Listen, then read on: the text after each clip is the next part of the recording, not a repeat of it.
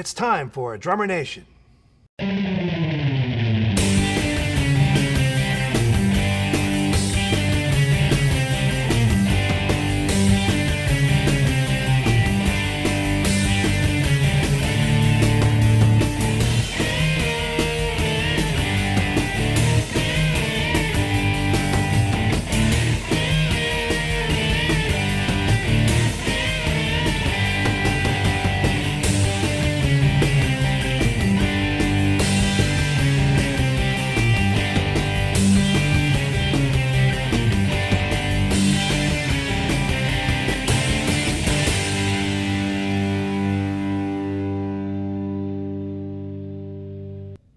I'm Michael Vosbein, your host for Drummer Nation. What is Drummer Nation? Think of it as an online community centered around a talk and performance show. This is show episode number 1, coming to you from the friendly confines of Atlanta Pro Percussion. Our first show features 2 guests, John Lawless and Mike Meadows. I'll leave it to the segments for you to learn about them from the interviews, and they'll also do some playing for you.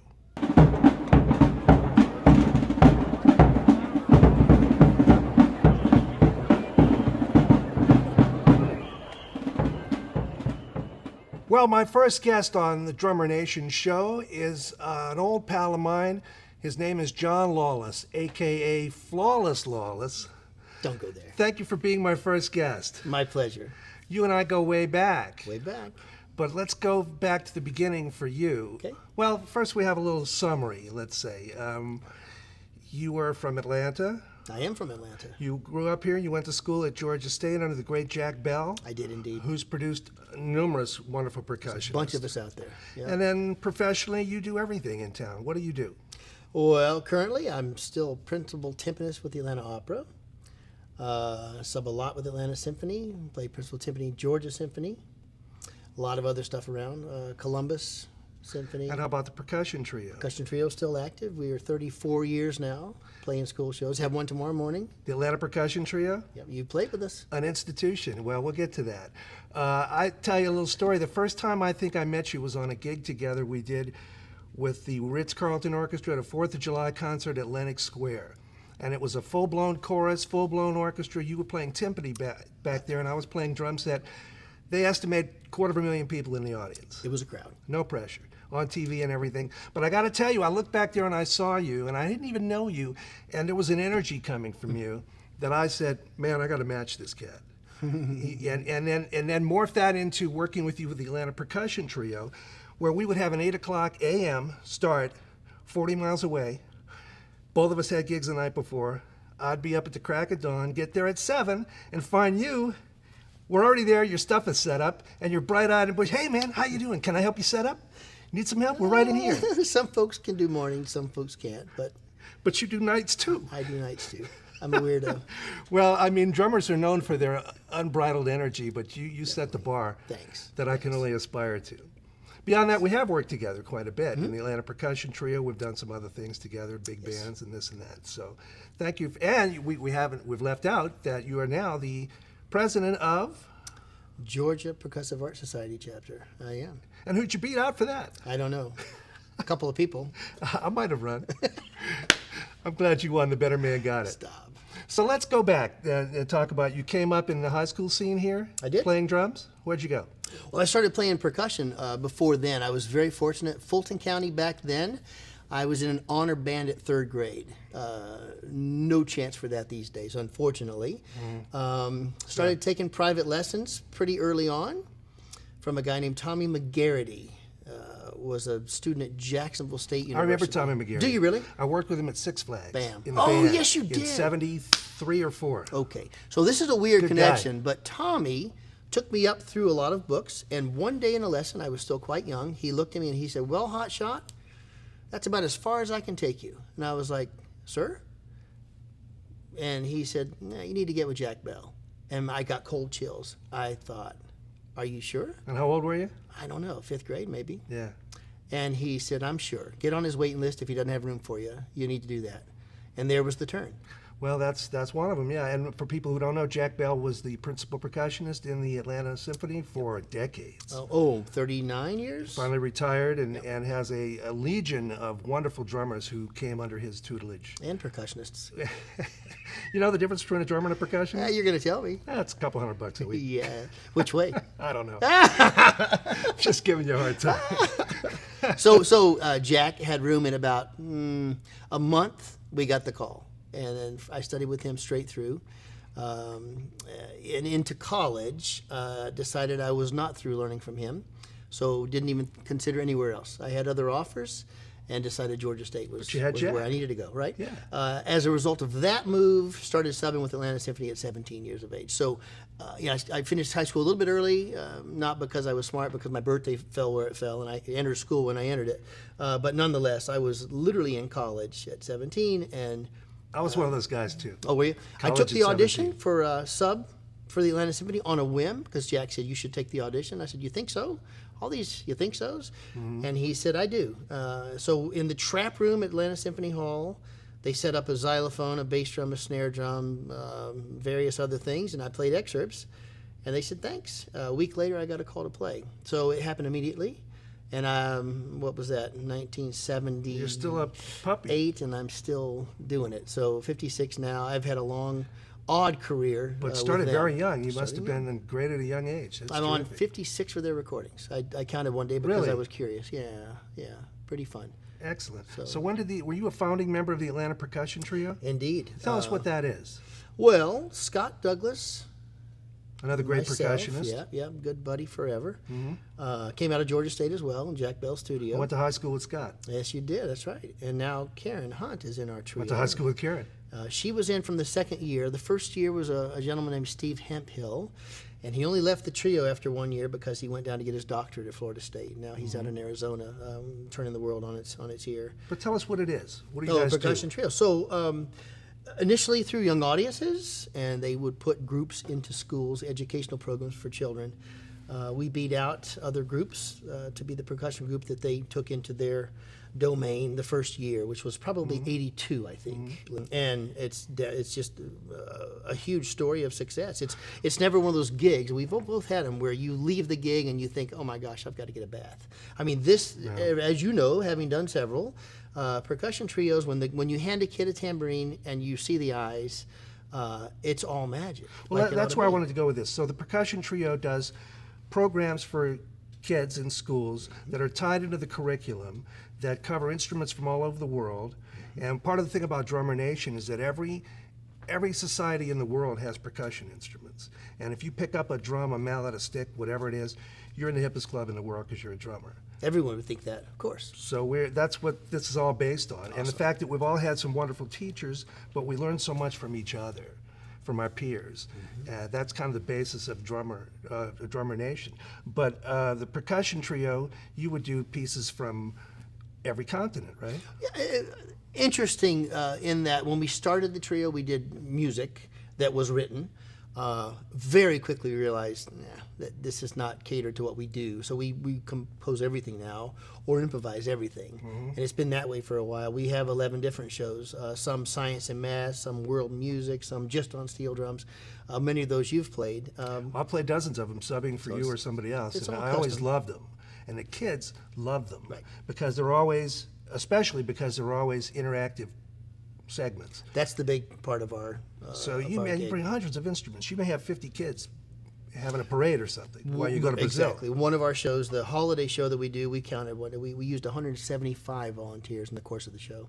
So that's a big deal. And, Not to mention all the stuff on stage that the trio plays. right. And we all jump around and play a little bit of everything. We all have specialties, but we can all do it all, except for maybe the keyboard. Scott Douglas is our keyboard person, of course. And he's the steel drum guru. We both play, Karen and I both play steel, but Scott's the guy. He's been at Trinidad. I mean, we wouldn't compete, and it's no competition. That's the beauty of it. We all know our parts. We all speak. Everyone has their forte. And That's what Drummer Nation is also about. Yeah. You and I are pals. We're competitors. But that's how our world works. I don't think you're going to play timpani in the opera tomorrow night. I couldn't touch you on it. See? I wouldn't try. But you know what I'm saying. I do. We all help one another. We all Yeah. catch each other's playing. There's a We lot all- of cutthroat musicians in our town, and most of them are not what we do. Right? They're not drummers, No, usually. no. And you know the harp people are the same way. They're good to each other because I mean it's a win-win. I know a few can't do harpists. it, but I know Michael can. Okay, cool. We'll call And when you Michael. move to a new town, who do you call? You call drummers. Oh, And you can only be one place on a Saturday night, so we all help our friends out. And that's more unique to drummers than maybe anybody else. And at the heart of what we do as Drummer Nation. So what's going on with the Georgia chapter of PAS? the Georgia chapter PS. It's been dormant for years. When I was a kid, you weren't in town when you were in town when you were a kid. It was a big deal. PAS was what we had, right? I wasn't involved then. Okay, it was what we had. I went to my first, check this out, you don't know this. I went to my first PASIC, 1977, and I went for 14 years in a row. My dad worked for Eastern Airlines, so I could fly wherever it was. I'd go for just the cost of nothing, or very little at least. And my first PAS, I'll never forget this, man. I was a kid holding an elevator door. I heard someone say, "Hold that door." Held the door. You ready? Yeah. Buddy Rich, Louis Belson, Remo Belli, Ed Shaughnessy. Walk on. Shaughnessy had his medallion that was bigger than my face, right? Yeah, he had a special story about that. Oh my medallion. God! And I just thought I'm going to be on this elevator until these four guys get off, and I'm going to listen. And I remember what floor, and they told me, and I pushed the button, and I'm still standing there just in total shock. And Buddy Rich looked at Remo Belli and says, "So, Reem, what are we working on now? What kind of head am I going to have?" They were just talking stuff like you and I would talk right now. And I'm like, he just called Remo Belli Reem. Wow. Regular guys who happen to be geniuses. Oh my God. And innovators. Isn't that crazy? Yeah. But that's what PAS was and is at PASIC. Well, I remember PASIC where Freddie Gruber and Jake Hanna and Jeff Hamilton and John Riley and I think Jim Rupp might have been there. We're all hanging in the bar. Absolutely. At 3 a.m, we have early flights, but Jake Hanna's holding court. Of course. He's telling stories about Bing Crosby, and I mean, who's getting And up? everybody. He played Yeah. with everybody. Who's leaving? Who's going? Well, gee, Jake, it's nice, but I got to go to bed. yeah. Sleep and wait. I get it. I can sleep later, dude. Yeah, I'm yeah, listening to yeah. everything you Yeah. have to say. Yeah. All right. Well, you're also known for playing a million different instruments very well. So we're going to have you play a few. What are you going to play? When we had this discussion about this awesome thing that you're putting together, I thought, there's instruments that are in my collection that if I hadn't been at that place on that day, I would not have them. I think that's with all of us, right? You see something or whatever, there's these little moments in time. So I brought a few things in that maybe most of your listeners and people that watch this have not seen or even heard of. Some, of course, they have. But I've found them in such odd ways. So, maybe we'll do a drum from Ghana,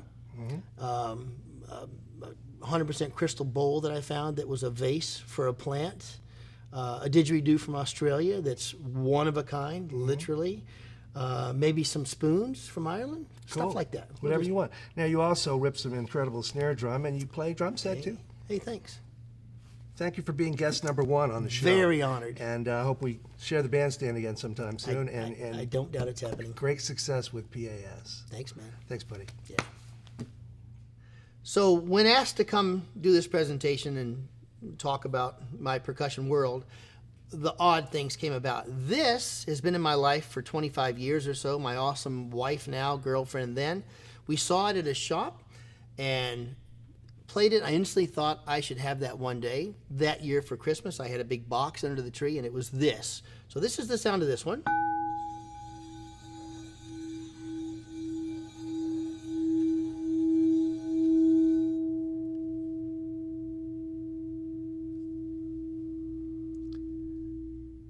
About 10 years ago, I'm in Las Vegas for holiday. My mother-in-law says, would anybody like to go antique shopping? And nobody wanted to take her up on it. Crickets. I said, Trudy, I'll go with you. She said, would you? I said, sure. So I'm bored out of my head at an antique place that's gargantuan in Las Vegas. I go down an aisle and I see something that appeared to be something like this. And I thought, I'll be right back. I walk to the end, my heart's beating. There's this bowl there that all I had to do was walk up and tap it. And I realized what they had. I looked at the price tag, it said $75. I know it's a $1,400, $1,500 bowl. So I made the deal. Let me show you. This had a ficus tree in it. Big tree coming out of it. And I just went up and did this. I thought, okay. So I made the deal. I offered them, instead of $75 because I didn't want the tree, I offered them $50 and they took it. So this bowl, same idea as the one.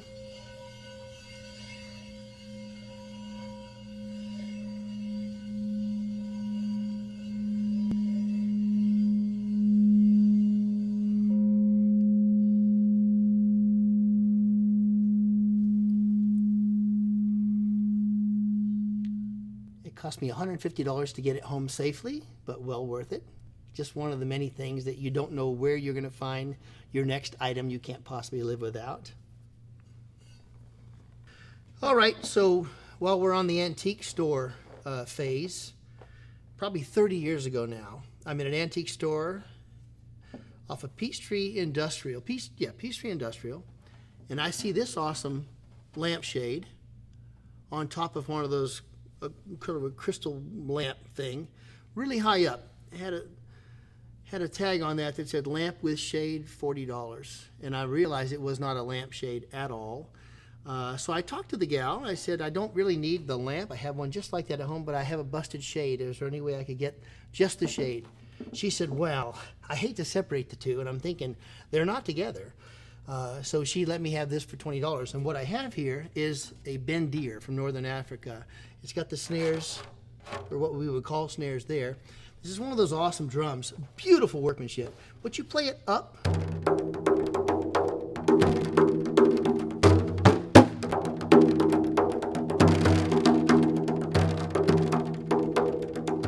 So again, antique store, you never know where you're going to find your next treasure. bendir. So we talked about the Atlanta Percussion Trio. Some of my equipment has come out of that and playing those all over the place. And again, you don't expect things are going to happen. One of our trios over near Stone Mountain one day, I played this drum. You all know this is a cajon.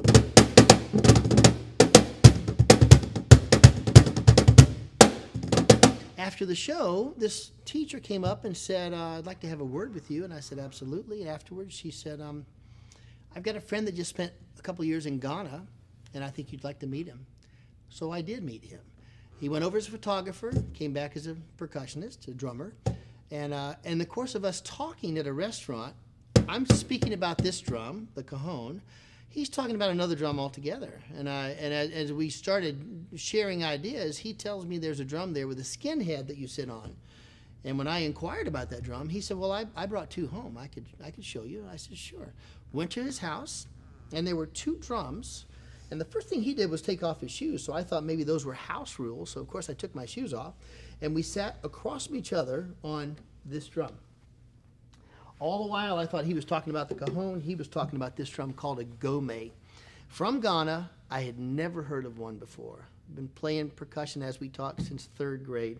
This drum, skin head, tuned on the inside. And he started playing, and I'm right across from him, so I start playing just like what he... I thought, that's kind of cool. And then he did this.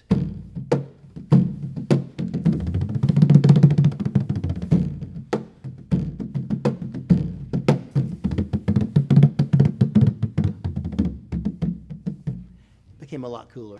So had I not been at that school in Stone Mountain and met this guy, Sam, I wouldn't have this drum in my collection. Simple as that.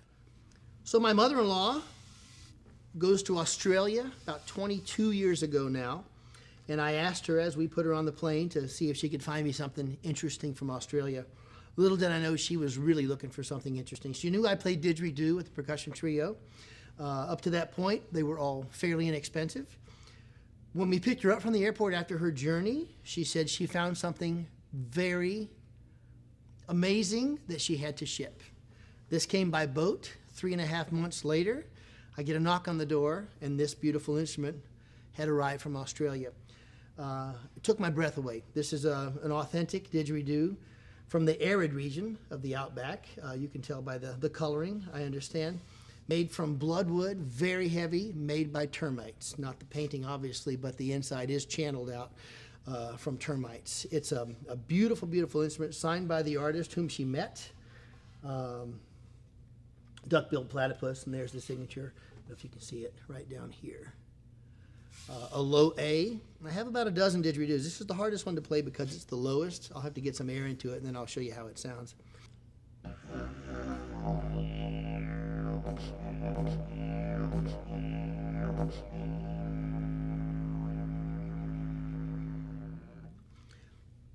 So, an awesome instrument to my collection.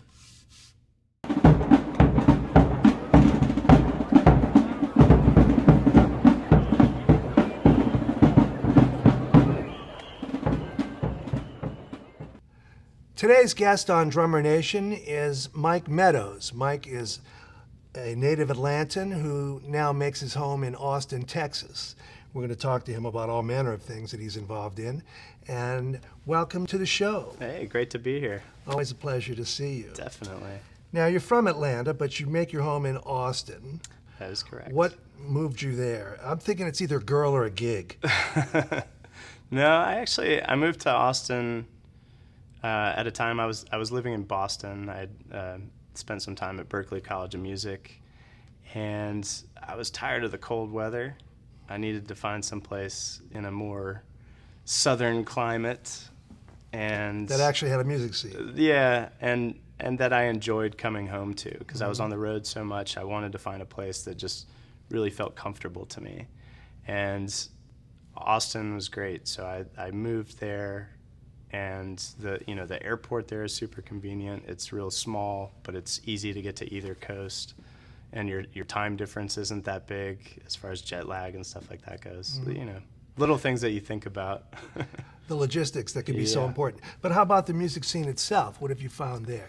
So the music scene there is, it's pretty vibrant. You have South by Southwest and Austin City Limits Festival, as well as the Austin City Limits taping there.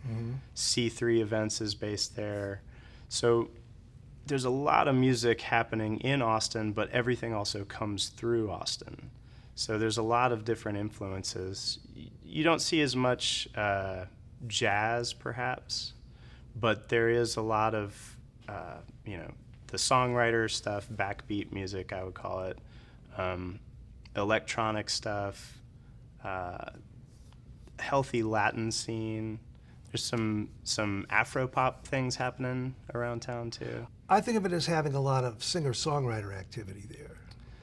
Certainly, yeah. And it has a rich history of songwriters, too.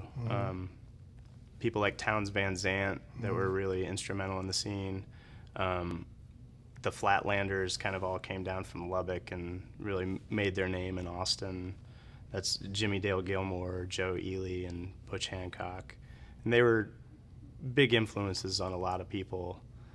You also have Janis Joplin, who was from Austin. There was Stevie Ray Vaughan. So there's a lot So of a rich great legacy of music from Austin that's led to the Definitely. scene today. You do a lot of work with singer-songwriters using some sort of hybrid sort of kit? Certainly, yeah. I do a lot of that, and it's something that I've become known for, that a lot of people have hired me for.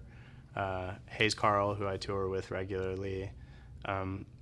When we do a trio format, I have a hybrid drum and percussion kit with him. And I'm actually now also playing some keyboards as well. Well, let's talk about that. I think of hybrid kits in two formats. One would be normal drum set pieces mixed with disparate percussion instruments from various parts of the world, or normal drum set instruments mixed with electronics. And you do all of the above, right? Correct, yes. And for me, initially it started as bringing in the different world percussion influences and adding those into a drum kit to create different textures, because I've always loved all these different sounds around the world and wanted to put that in to support good songs, essentially.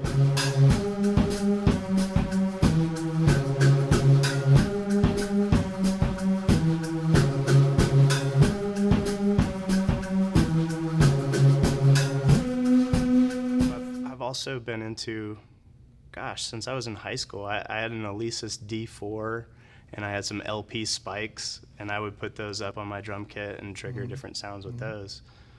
and that's proving helpful in the studio and live. Right. work. So yeah. So now I use both of those things depending on the gigs. For example, this band OPEP from Melbourne, Australia, that I've been touring with. With them, I use a Roland SPD-SX, and I'm sampling tracks and phrases, sometimes just individual sounds, but blending all of that with the drums, and then also playing percussion. So sometimes I might be playing a tambourine in one hand, and then triggering stuff while playing a groove and singing backgrounds. You know? Doing it all. That's an interesting movement in percussion in the last 10 years, I'd say, or so. It dates back more than that. It's Definitely. coming into its own now, the whole hybrid thing. Certainly. Now, I know you had a chance to record with Chris Christopherson. Yes. How'd that come about? Well, I'm friends with Chris's manager, so she originally reached out to me, and they wanted to do some recordings. He got his rights back to all these classic songs of his, Sunday Morning Coming Down, Me and Bobby McGee, Help Me Make It Through the Night, that both he and other people had, massive hits with, a lot of number ones. And And he wrote. that he wrote.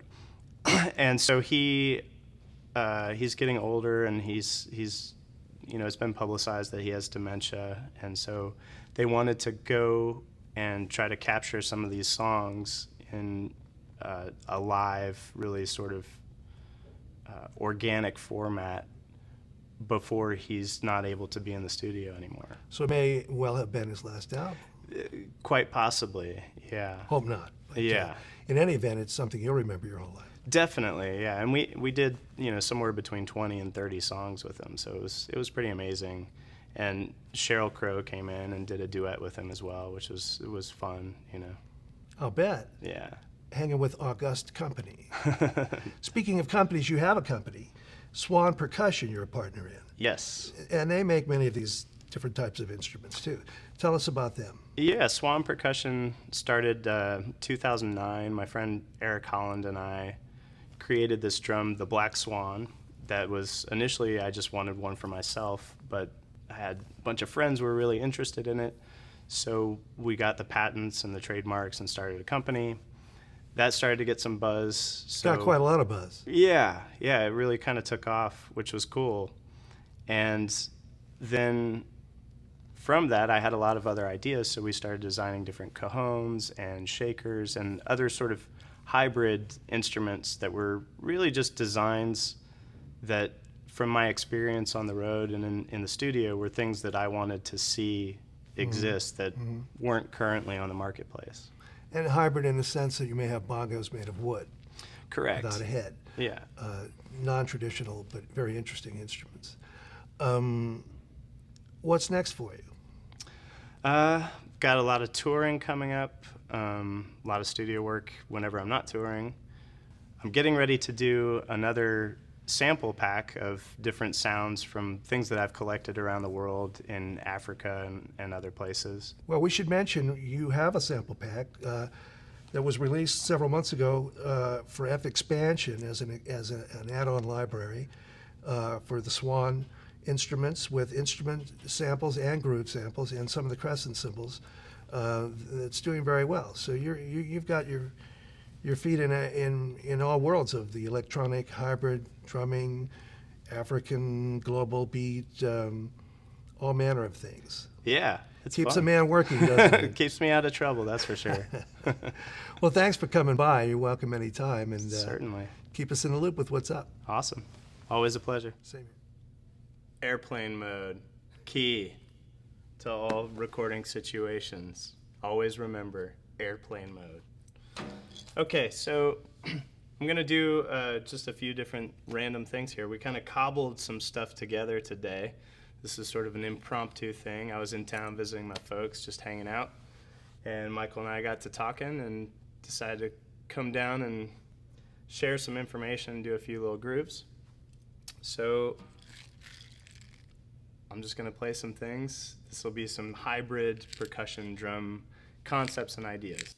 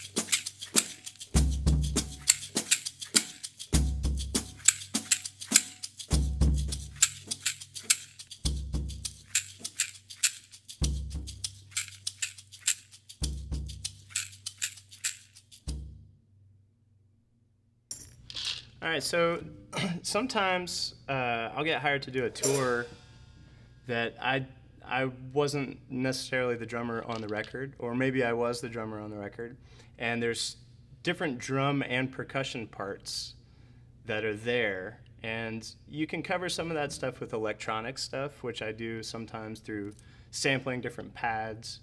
But for me, it's also interesting to kind of combine hand drums with the drum set and the different percussion, and then also still be sampling stuff. So I might be sampling, a keyboard sound or a pedal steel or something like that, while I'm also adding in, still layering some of those percussion parts, so that, part of the reason for that would be that maybe you don't want it to be as like clinical as it is on the track. Maybe you want to add a little bit of that humanity and sort of keep some of the vibe of humans playing music. So you're playing the shaker in reality, as opposed to just, clicking a shaker and playing to a click track, and it's just the shaker from the track that's maybe all quantized or whatever. I think also people love to come out and see live music because they love the experience, and they also still appreciate seeing things visually. So if I'm just triggering everything, when I could also just add in playing a shaker with my hand, this is going to be something that's more interesting visually for people to watch than just having it triggered.